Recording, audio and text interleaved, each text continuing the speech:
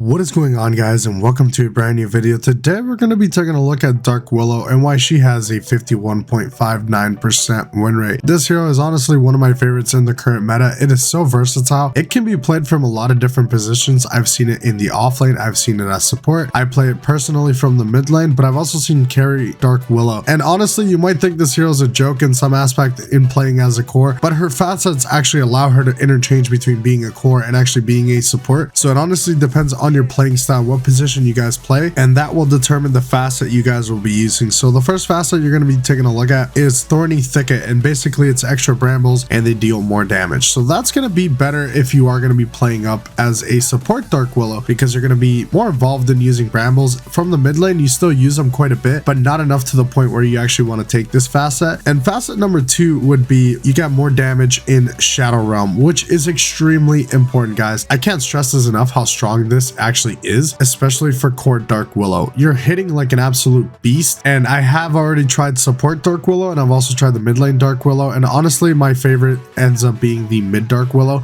There's just so much more power level coming from this hero. There's so much more damage overall, and if there's not a lot of counters to the hero, there's not a whole lot of catch and heroes that can easily get on top of you, you really have an easy time just blasting people away with your aghanims scepter. This hero is honestly a pain in the ass to deal with and just does a shit ton of damage. Hopefully she doesn't get nerfed, as this is one of my favorite mid laners right now for me to be enjoying in my pubs, and most players typically don't know what to do against Dark Willow. You're gonna have a really good time against most players, but if they do have a lot of catch, you might have some issues and you will have to build more defensive items than you typically would like, and it is gonna delay your aghanim scepter timing a lot more. Now I'm gonna be breaking down her innate ability, which is Pixie Dust. Basically, when Dark Willow becomes untargetable, she gains 100% mana regen and 100% HP regen. So basically, when you go into Shadow Realm, you get a lot more regen. If you guys want to maximize your regen while in Shadow Realm, make sure you guys have a bottle or a salve or a clarity and just pop Shadow Realm, and you're gonna have a shit ton of regen. It's absolutely insane. When I was playing Dark Willow from the mid lane, every time I wanted to get a lot more regen, I would just go into Shadow Realm and then use my bottle charges. I would pretty much be full HP out of 2 bottle charges, and sometimes at 3 bottle charges without going into Shadow Realm, I wouldn't even be close to being full HP. Make sure you guys go into Shadow Realm to be able to use your regen, whether that's a wand, whether that's a tango, whether that's a clarity or a salve or anything. It's going to be amplified. It's 100% HP regen, 100% mana regen, which is absolutely insane. Same with mana boots. It's pretty much everything. It's going to amplify that regen. It's going to be a lot better for you guys to be in Shadow Realm and take advantage of Pixie Dust, which is your innate ability. Now we're going to be doing these support builds. So basically, if you are playing support Dark Willow, you should be building mana boots into Vessel, Yule's, Aghanim Scepter. You could also build a Solar Crest. You could also get a Force Staff. If there's a lot of catch on the enemy team, I would recommend a Force Staff, maybe a Glimmer. This hero is quite slow, and she really has no way to actually get out when she's in a bad position. You can use your ultimate, but it definitely feels bad, and a lot of heroes can actually get away from it. It's not that hard. The windup is just kind of long, and you typically don't want to just use your ultimate just to get away most of the time. You want to be actually trying to protect your carry or something like that if you guys are playing from the support line. The core build is going to be Treads into Witchblade, Aghanim Scepter, Moonshard. Then you can follow that up with a BKB, an AC, or any damage item like Monkey King Bar, maybe a Daedalus. That's definitely up to you. She is a universal hero, so you can end up benefiting a lot from items like Scotty if it's a good Scotty game. If you're up against heroes like Morphling, you can pick up a Scotty and definitely do a lot of work with that. But don't sleep on Dark Willow, guys, especially as a core. When you have those extra levels in Brambles and Shadow Realm, you're gonna be popping heroes left, right, and center. This hero's matchups have changed completely ever since the hero just has Pixie Dust, and the fact that her facets just allow her to be a lot more versatile as a hero. Now that you see Dark Willow in most games, you typically don't know what her position is going to be. It used to be you see a Dark Willow and you just assume she is going to be a position 4, potentially a 5. It is very uncommon, but it definitely does happen. But you now don't really know what the hero's position is going to be. I've seen a lot of carry Dark Willow, and I think the hero can definitely perform very well as a carry. You just need to have the right lineup for it, because the hero just doesn't farm. You need to have an active lineup where you're going to be hunting for kills constantly, because this hero in the jungle honestly does absolutely nothing. Like, it's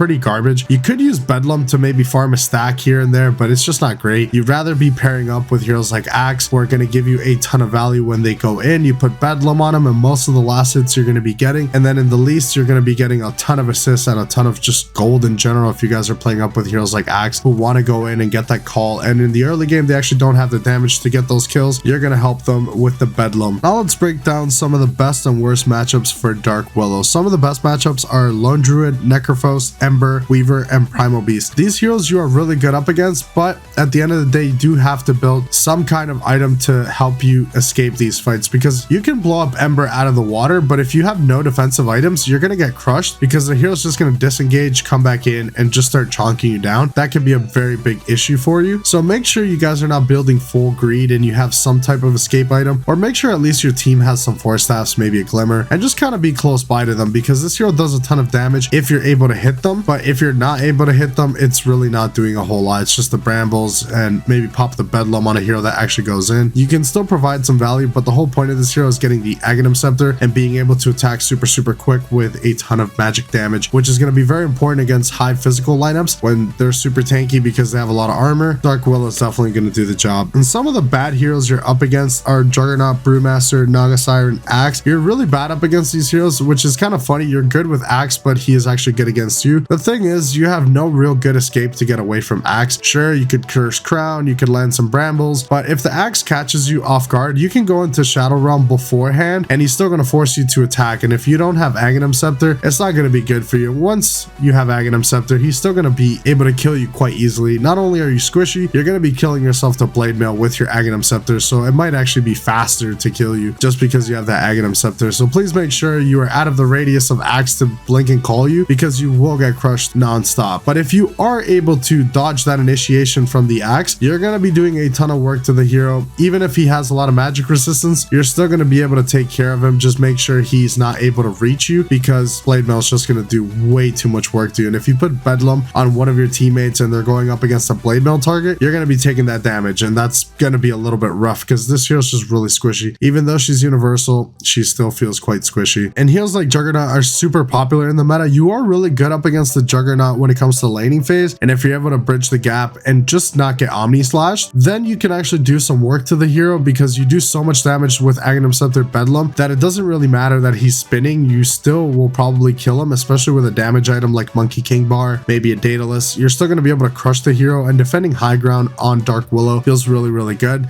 So it's one of these heroes that just does it all right now in the meta, and I hope she doesn't get nerfed. It is a very fun hero to play. If you guys have not added Dark Willow to your hero pool, I highly recommend it. It's a very fun hero to play, and there's still quite a bit of skill in landing brambles. It's not the hardest spell to land out there, but it does take some skill to actually land them consistently, which is the key here. If you're landing brambles consistently and you know how to use your Shadow Realm effectively, you're going to be getting a lot of kills around the map, and that's honestly going to skyrocket your farm, because going to the jungle is never really a good option. So if you guys are going to play core Dark Willow, make sure you guys know your matchup correctly, and you know you're not going to be kicked out of lane, because that's going to be a really big problem unless your team is super active, and then you can just go make plays with Bedlam and with your teammates, or you're playing with a hero like Axe or a hero like Slark that likes to go in. You can put Bedlam on and give them that extra damage that it's going to help them secure these kills. If you're able to do things like that, then it's not that bad if you do lose the lane, but the hero definitely needs to have a solid lane for you to be able to scale into the mid game. Otherwise, you're going to end up having to fall back onto items like Midas to come back, and it just feels really bad. Let me know in the comment section below what do you guys think about Dark Willow. Do you guys prefer Dark Willow as a support or as a core? Personally, I'm a big Dark Willow core player, and I've just been winning MMR left, right, and center. I have not lost a single game on the mid Dark Willow. The hero feels absolutely fantastic, and I just hope to continue to win MMR with this hero. It's really fun. Let me know in the comments what you guys think. If you guys learned something, consider subscribing and joining the Dota Chronicles community.